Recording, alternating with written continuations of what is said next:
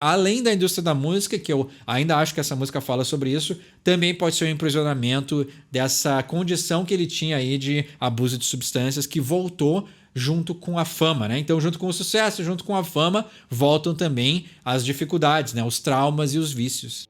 Você pede uma música nos comentários e eu não só traduzo as letras e gírias, como interpreto a intenção subjetiva do artista.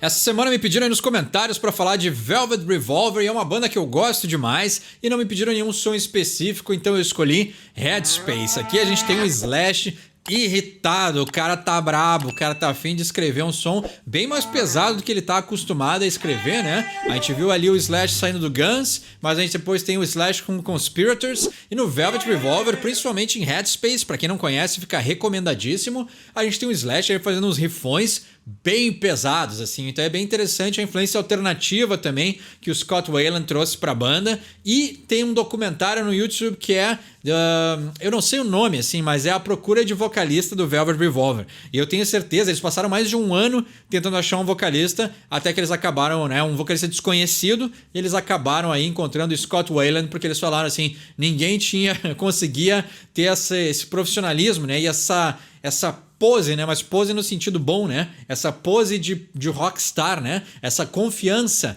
nos seus poderes, né, vocalísticos e na sua habilidade aí de conseguir escrever letras de música que não fossem uns clichêsões, assim. Então é muito interessante também ver a frustração deles em escutar fita após fita, CD após CD, de vocalistas que eles acham bons, acham ruins, né? E aí tem pessoas que eles gostam, mas aí na hora de conhecer, eles veem que as pessoas, na verdade, elas cresceram ouvindo Slash e elas acabam sendo uma caricatura do que o roqueiro é. E aí pro Slash, né, principalmente ele ali, o pessoal da banda do Velvet, né, ser um roqueiro é muito diferente de se vestir como um, né, do que tentar passar a imagem de que é o durão, assim, né. Então, pros caras como Slash, Scott Weiland, né, o Matt Sorum que tá nessa banda, o Duff também, né, faz parte, tocava baixo no som, são caras que viveram aquele período prolífero do rock and roll, assim. Eles viveram o auge da decadência. Então, para eles saber quem é o cara verdadeiro, quem é o cara que tá só se fantasiando disso, é muito fácil. E é interessante ver eles no documentário, assim, a frustração que eles têm em ver essas pessoas que simplesmente se vestem de roqueiros, né? Mas não entendem a alma do estilo musical, né? O que é ser um músico de rock, né? É muito diferente de ser aí um cara fantasiado de roqueiro, assim. Então fica mais do que recomendado a música Headspace e o documentário que tem no YouTube da procura de vocalista do Velvet Revolver. Muito interessante, assim, né? Ver os bastidores das bandas, isso é algo que eu gosto demais, e ver que até pessoas tão famosas, né, como eles, pessoas que têm acesso a todo tipo de instrumento, estúdio, contatos, e mesmo assim, pessoas com tantos contatos e tanto acesso, mesmo assim tiveram um problema na hora de encontrar um substituto, né? Encontrar um vocalista que conseguisse se entrosar com a banda, ter uma conexão criativa, né? Ter uma química ali na hora de fazer música e gravar um disco juntos, assim. E aí finalmente encontraram isso no Scott Weiland, que era uma figura volátil e acabou se repetindo exatamente, né? Isso aí é muito psicologia, né? Então o Slash aí não curou seus traumas com o Axl. O que aconteceu? O próximo vocalista que ele teve na sua banda era um cara igual ao Axl, né? Isso aí também aconteceu no Snake Pit, né? Que veio antes do Velvet Revolver.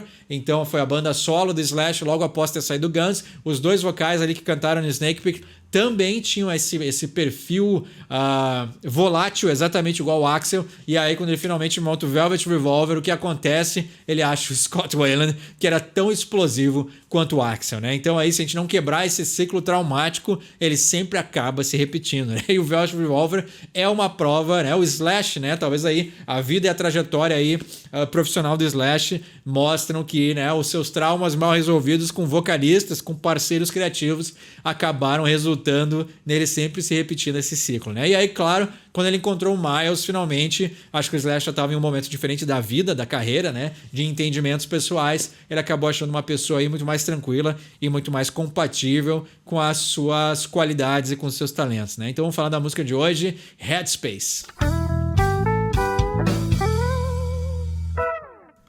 Uma coisa que é clássica aí no jeito do Scott Weiland escrever é que ele fazia letras muito enigmáticas, assim. Então, será que no Velvet Revolver ele também mantia as suas coisas mais alternativas lá do tempo de Stone Temple Pilots? Ou será que ele se adaptou um pouco mais pro rock comercial, né? Não que Stone Temple Pilots não tocasse em rádio, mas já tinha uma pegada muito mais alternativa do que um Velvet Revolver, que era trilha sonora de filme, né? Então, aquele Hook lá, o antigão, já saiu o filme, né?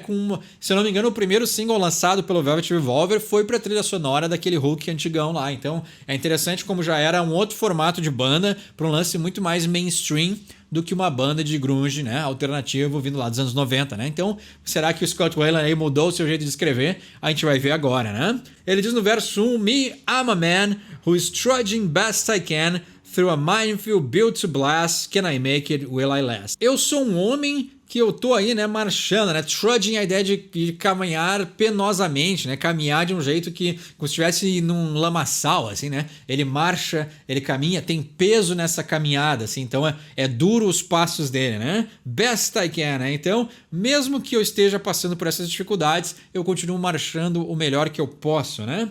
Through a minefield built to blast, né? Eu estou caminhando aí, marchando por esse campo minado que foi construído para explodir, né? Está prestes a explodir.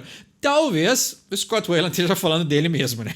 Porque ele era um cara muito explosivo, né? Can I make it? Will I last? Né? Será que eu posso conseguir? Será que eu vou conseguir chegar no final dessa estrada? Será que eu vou sobreviver, né? Então, no final, infelizmente, o Scott Weiland acabou sucumbindo aos seus próprios vícios. Então a gente sabe que ele não sobreviveu, né? Então é curioso como essa letra também é um pouquinho premeditada, né? Ele acabou escrevendo sobre o seu próprio destino, né? E aí no refrão ele diz: Free my mind, levitate, don't let any of those fuckers in my headspace, né? Então, liberte a minha mente e levite.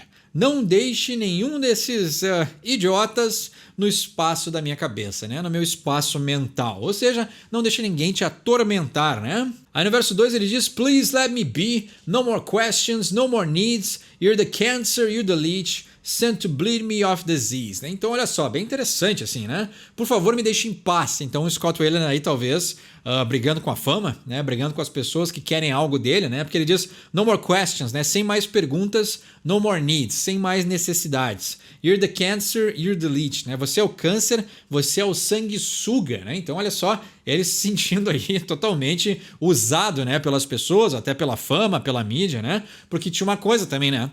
Antes de entrar no Velvet Revolver, a carreira do Scott Weiland estava um pouco em baixa também. Então, eu acho que isso também, a volta da fama, né? O sucesso todo que o Velvet Revolver gerou, também pode ter mexido com o Scott Weiland. E aí ele voltou a sentir também as coisas, né? O lado negativo da fama. Pode ser, né? Sent to bleed me of disease, né? Você foi, claro, you're the leech, né? Você é a sanguessuga que foi enviada para me sangrar a doença, né? Então a ideia de que a sanguessuga puxa, né, e tira as coisas ruins, né?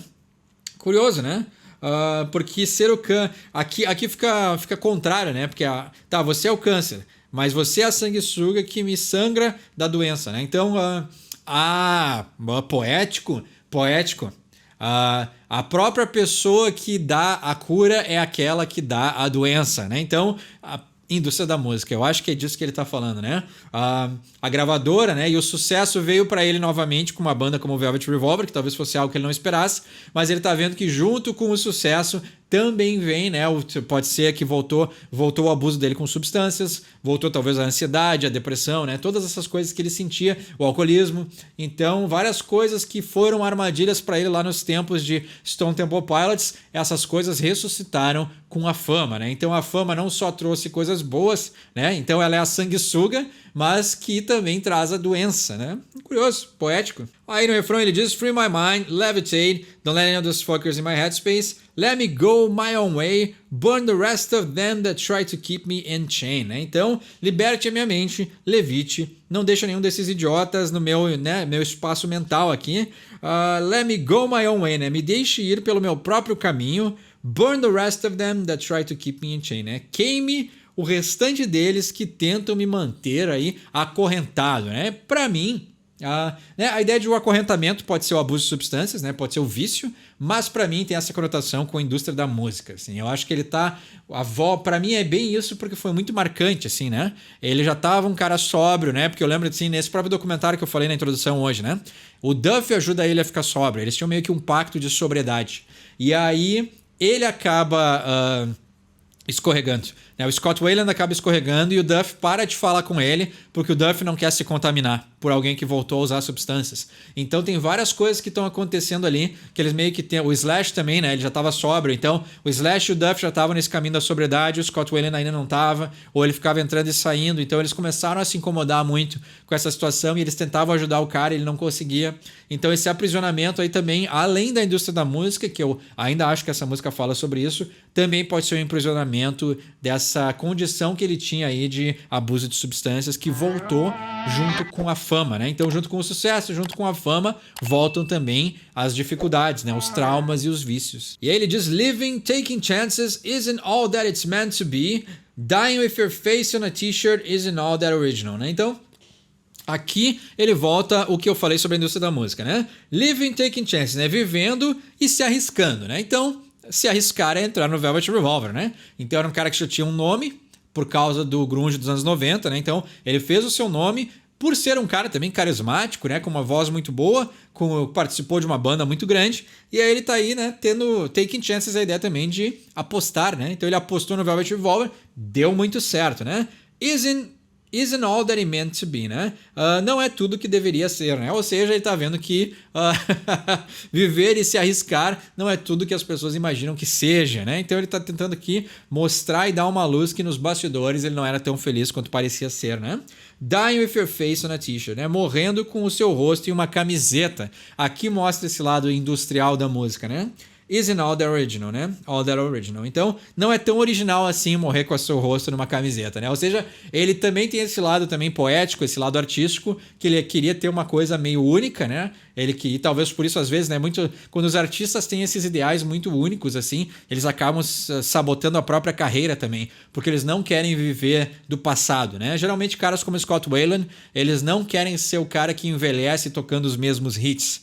E talvez ele ter acabado falecendo também foi uma maneira dele de acabar com esse ciclo, né? Ele não quer a cara dele numa camiseta. Ele não quer ser o cara que vai lá e toca sempre a mesma música porque o pessoal só quer ouvir aquela. Então tem coisas aqui que ele tá vendo que acabam sendo massificados e industrializados, que ele não queria fazer parte disso, né? E aí aqui não tem nada mais que se repete na música, né? Mas aí no verso 13 ele diz: Me, I'm a man, will I make it, will I last? Né? Ele repete uma frase que já foi, mas é bom para encerrar o vídeo aqui, porque ele tá dizendo: eu sou apenas um homem, né? Eu sou mortal, eu sou apenas alguém que também tem seus erros, suas dificuldades, seus vícios, seus talentos, né? E tudo isso é difícil de lidar e conciliar, e ele não conseguiu. E aí ele diz: Will I make it, will I last? Né? Será que eu vou conseguir? Será que eu vou durar? E a resposta é: não, ele não conseguiu, mas sim ele vai durar, porque o que ele gravou vai viver para sempre, assim. Então é curioso como o corpo do trabalho de alguém que era muito poético e muito artístico vive para sempre, né? Então essa foi Headspace do Velvet Revolver, uma banda que eu gosto demais. Eu acho que é uma pena eles terem apenas 2 discos, porque tinha muito mais criatividade para sair dali, mas como tudo na vida, né? Depois disso o Slash acabou criando o Conspirators, então também saiu coisa muito boa do fim do Velvet Revolver, né? É uma pena que acabou, mas aí do fim nasceu outra coisa original. Tem um entendimento melhor dessa música ou quer pedir um som para um próximo episódio? Deixe embaixo nos comentários. Meu nome é Eduardo, esse é o Sorry for My English e quem sabe inglês tira suas próprias conclusões.